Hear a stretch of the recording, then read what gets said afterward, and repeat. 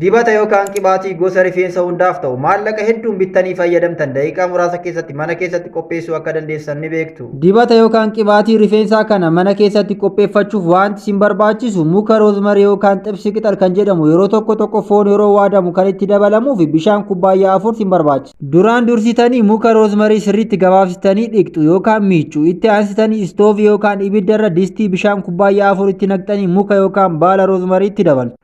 Sana booda daqiiqaa 15 hanga daqiiqaa 20 erga danfistanii booda ibidda irraa baastanii sa'aatii tokko qabbaneessitu. Sana booda mi'a yookaan qodaa qulqulluutti naqxanii torban tokko firiijii keessa keessu.